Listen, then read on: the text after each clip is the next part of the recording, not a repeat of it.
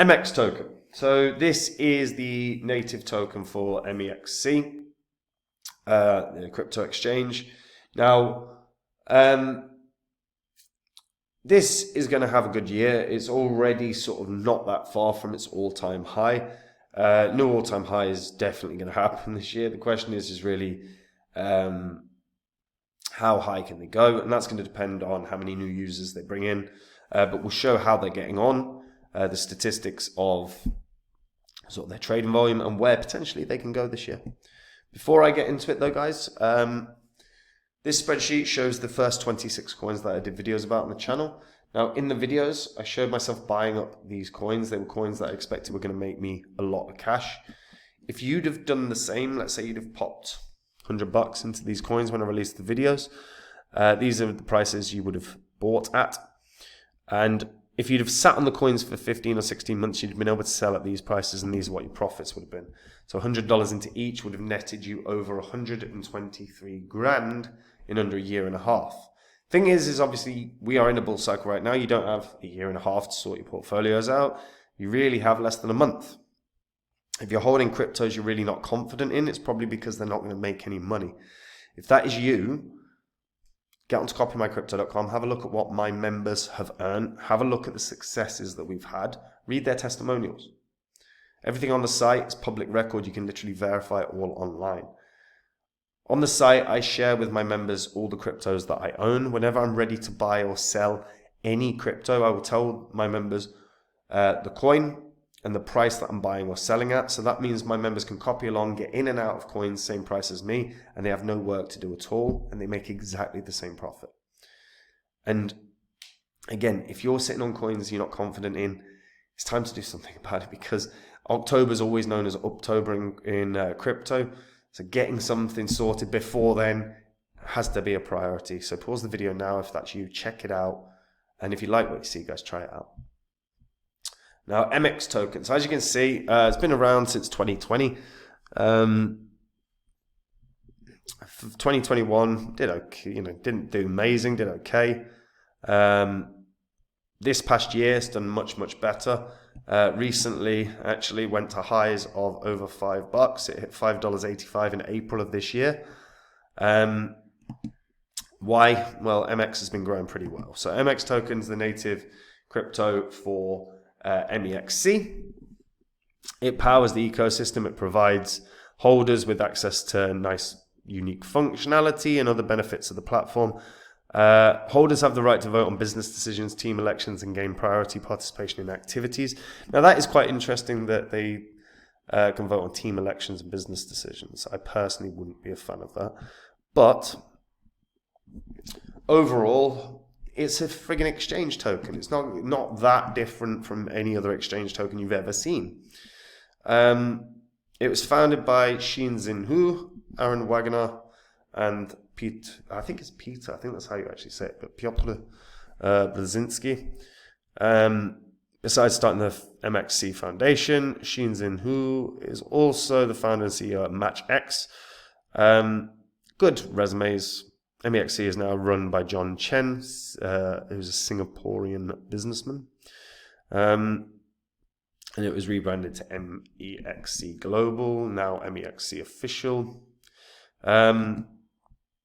Look, realistically, what makes it unique? Very little. In the sense of, look, we know exchange tokens exist. We've seen plenty of them. There's KuCoin, there's BitGet, there's Huobi's token, there's tons of them, Gate token, right? The thing that we actually do know, though, is historically, exchange tokens actually do quite well. In a bull cycle, KuCoin originally KuCoin shares, KuCoin token, hit like just shy of $20 in the 2017-18 bull cycle. In the one in 2021, it hit $28.80. Exchange tokens tend to go to new highs.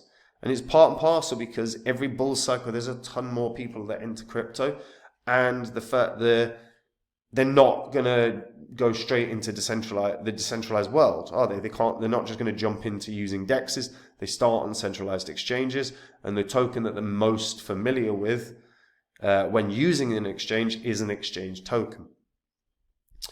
MX or MEXC rather has grown pretty well over the past few years. As you can see in terms of trading volume, yes, Binance is obviously king. Coinbase is doing very well. OKX, actually Coinbase just shy of 1.6 billion. OKX 1.6 billion. Bybit very high, 4 billion. Upbit 1.8. Gate 1.5. HTX, but then MEXC just shy of 1.7. So MEXC is actually outdoing, Coinbase. It's outdoing OKX right now. Certainly outdoing Kraken and Gate. Back in parity with Huobi, so formerly known as Huobi. Smashing KuCoin. Beating BitGet. Crypto.com's killing it. But, I mean, as you can see, in terms of volume, it's like top 5. Or top 6. Which is pretty good. So, yeah. Doing pretty well. Now, they shouldn't do this, though. This makes it so spammy. Right. MEXC. Now, I do have some interesting questions here regarding MEXC. So, I do want to point something out. So, didn't mean to click that. Glossary DeFi, really. So, MX token is deflationary. MEXC uses a part of the collected trading fees to buy back and burn tokens, reducing the overall supply. MX enables the growth and expansion of MEXC and incentivizes token holders to contribute to the development. Core products are the Launchpad, Kickstarter, MX DeFi, and MDay. So, just quickly. So part of it is saying this. So deflationary uses a part of the collected trading fees to buy back and burn tokens. So let's have a look. The fees are nothing. 0% maker fees, 0.01 to 0.02% taker fees. How can this be deflationary? Like, I mean, how can it be deflationary? Like, you're talking about spot and futures, hold 1,000 to enjoy taker fees of 0.01%. I find it very, very interesting that the fees are basically nil. How is the exchange making money? Because here's the thing. Look, obviously they have a venture capital arm. I'm sure they do. Well, they can be invested into new upcoming projects, particularly, because they can list them, so they've got an advantage there. Exchanges make money from trading fees. Now, if they aren't making money from trading fees, where are they making money? And I don't see particularly any transparency in that regard. And I have tried to look this up. And to me, that's somewhat of a cause for concern in the sense of you do hear rumors in the crypto space, not suggesting this is true, but you do hear rumors between influencers and between venture capitals and all of this, that certain exchanges trade against their customers. And I'm not suggesting MEXC are doing that, but but my question is I don't understand how they can possibly be making their money. And I don't see them sharing how they're making their money. And part and parcel of the reason I bring this up is fundamentally, I am not like pro or anti centralized exchanges. I think they're a necessary part of crypto, but I do think that people need to make sure get into good habits. Most people still leave way too much crypto on exchanges, and exchanges do go belly up.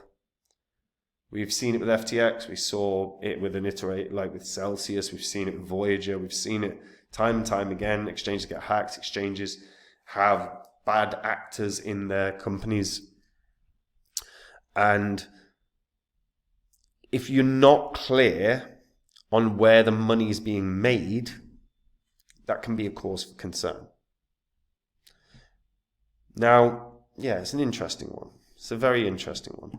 MX itself, look, they have grown this to something quite spectacular. Quite spectacular. Like, the amount of volume that they're doing now is pretty incredible. Because this was a very small exchange not that long ago. That is not what I meant to click. And now, you know, spot-wise, they're doing 1.whatever billion, 1.6, 1.7 billion in spot. In derivatives, they're doing 7 billion. So they're doing about just shy, well, $9 billion plus a day. A day. And the coin itself right now has a measly market cap of 360 mil. That is way, way, way, way, way too small, given the sheer volume that they're doing. I also think that they are exceptionally good at doing their marketing. They have onboarded significant crypto influencers that are pushing MEXC. I think pointing out that they basically have no fees is obviously going to be a big plus in terms of bringing on new users. Again, I will always ask the question, how are you making your money if you're not making it from trading fees? Is it just the venture capital arm? Because it might just be. Probably is. But you would want some level of transparency, because that to me is a bit of a red flag. But as of right now, they're doing $9 billion volume a day. It's heavily used exchange. So what can they hit? They can probably, to be honest, get to a couple $2 billion as a market cap. They're right now at 360 mil. Their circulating supply is less than 100 million. This is probably going to hit $20. To be honest, this should hit a couple $2 billion in terms of market cap. They're rocking $9 billion a day. So why the hell isn't the coin going to be worth a lot more? Now, deflationary wise, I don't know how you can justify it as deflationary, because there's still technically hundreds and 900 million tokens or whatever, plus, or 300, well, whatever, what was it, 300 mil for the max supply, total supply of 900 for the max supply. Probably got that the wrong way around.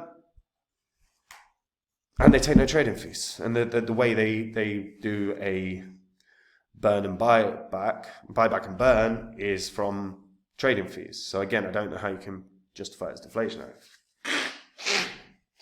Now, again, probably in this video, it sounds like I'm crapping on MEXC or questioning.